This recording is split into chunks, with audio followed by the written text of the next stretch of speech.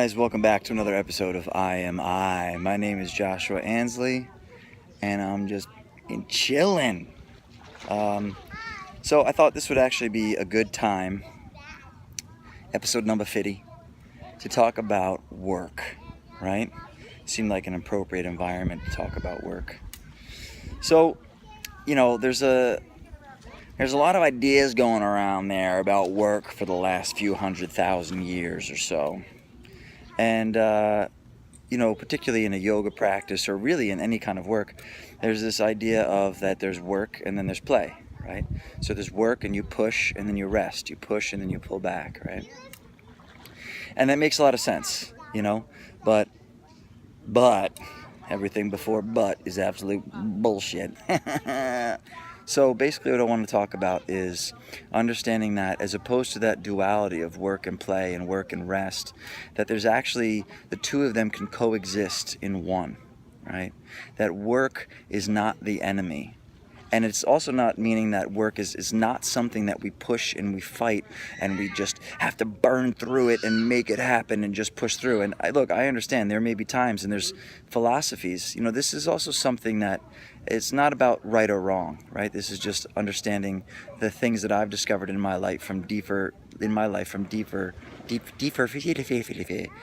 philosophical standpoints and things that have worked for me in understanding. And it pretty much blew me away when I found out the idea and the concept of karma yoga, right? And what karma yoga really is it's action, it's work, it's service, right? And that sounds very simple, right? So it's to just be of service, but that's not what it's about. It's actually an attitude with which we do the service. Like I always talk about, it's not the world that causes the suffering, but how we relate to the world. So it is not the work that is causing the suffering, but how we relate to the work. The work is actually where we can find freedom. It is part of the path to freedom, to moksha, right? So understanding that there's actually a way to transform our daily lives, our daily practices, all our work, everything we do into worship, into something larger, to dedicate it to something larger, to burn it in the fires of wisdom, right? And that wisdom and that understanding is that we are absolutely perfect and divine at our core. So once we understand that, then we'll change the way we relate to the world entirely, right? It'll change the way we do work. And it doesn't mean that we don't do any work, right? It actually means that the way we relate to the work will now be invigorating. Because if we understand that we are absolutely taken care of, and we are absolutely perfect and divine at our core, then our desires, our needs, our wants will change. So we won't be working just for the sake of the paycheck, right? It really becomes about our motivation of why we're working. And when we start to change our relationship to why we're working, we start to change our relationship to work, we change our relationship so that we divorce ourselves from the outcome of the work, right? It is not about the fruits of the labor. It is about the labor itself, the work itself, even the ability that we get to do this is where gratitude comes in. It's a completely transformational thing. Because then we are understanding that we get to do this, we get to go to work, and we're not going to be workaholics, we're not going to be destroying ourselves because we're not going to compromise the nature of ourselves or our families and something larger like love and these other great principles just so we can get a fancy car. Right? And I understand it's not just, people are like, well, it's not just for the fancy car, it's to put my kids through college or this and then that. And I understand all those principles, right? But something happens then when we change our relationship to the work, right? Then the reason why we take any of that action is coming from a different space. So it's not draining us. It is our attitude and our mental states that are draining us. That's why children have so much energy, because they don't have the anxiety and the fear. They have no past to be haunting them, and they have no idea about the future to be plagued with. And that's where we mentally drain ourselves. And we mentally drain ourselves from how we relate to this world through the mind.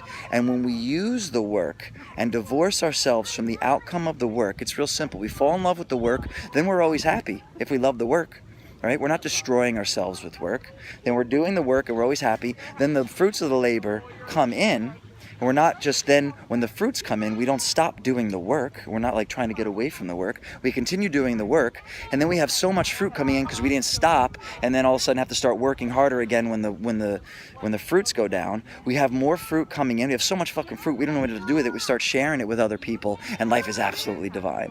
And that's, you know, a little silly, you know, analogy, really, but it's really what happens is that when we start to see that every action that we take, one of the really amazing principles is understanding that every synapse that fires inside of you is a fire in which we can dedicate, we can burn it up into something larger. Right? So every action, every movement, every thought, everything that burns inside, every spark of electricity that goes through that physical body is a fire in which we can sacrifice something to something larger. It's really amazing, and that's where renunciation can come into play, and that's where renunciation in action, which I've spoken about, right? So it's not about renunciation of action, it's not about not working, it's actually about getting into this place of stillness inside of ourselves where we are completely, absolutely perfect and divine, because at our core we actually are in complete, absolute stillness. And as we approach that stillness, then we take action from there. Then the possibilities are endless, limitless, and we're not draining ourselves. That's where we start to step into flow, and our energy and our work is actually invigorated. It actually lifts us up because we're not just seeking for that enjoyment of the outcome of our actions. It's a completely different way of living. I know it's completely looks like bullshit as I just sit out here by the pool, but you know, be like water, my friend. It can flow or it can crash, right? So we step into that flow. Anyway, all right, that's a real quick one, well, I guess it's not about 7 minutes, but you know, a real quick understanding of karma yoga and how we can change our relationship to the work. When we change our relationship to ourselves and we change our relationship to this world entirely, because as I've said, that is where the suffering comes from. Pain is a beautiful part of life.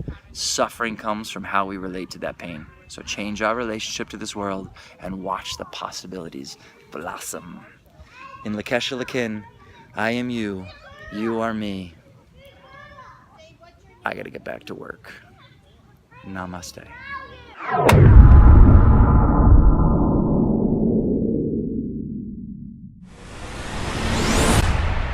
What?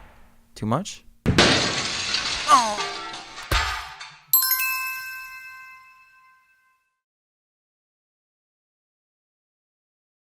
The same pool pass for 18 years.